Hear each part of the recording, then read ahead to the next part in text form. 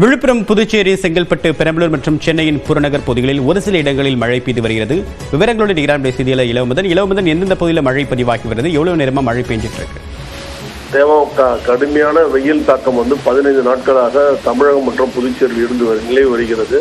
இந்த நிலையில் தான் இன்று அதிகாலை 4 மணி முதல் காலை 6 மணி வரை பெருமளவிலான மழை காணப்படுகிறது. குறிப்பிட்டு நம்ம சொல்ல வேண்டும், புதுச்சேரியில் 4 மணி முதல் 5 மணி வரை மழை பெய்தது. இடி மின்னலுடன் கூடிய மழையாக இது இருந்தது. புதுச்சேரி விமான நிலையம், உப்பளம், கடலோர பகுதி மற்றும் கிராம பகுதிகள், புறவழிச்சாலை ஆகிய பகுதியில் மழை காணப்பட்டது. 1 மணி நேரம் இடி மின்னலுடன் மழை பெய்தாலும் பெருமளவிலான குளிர்ச்சி ஏற்படவில்லை. ஏற்கனவே 15 நாட்களாக கடுமையான வெப்பம் இருந்த காரணத்தினால் தற்பொழுது வரை பெருமளவில் குளிர்ச்சி ஏற்படவில்லை. இதே நிலையில் தான் விழுப்புரத்தில் 1 மணி நேரம் மழை பெய்திருக்கிறது.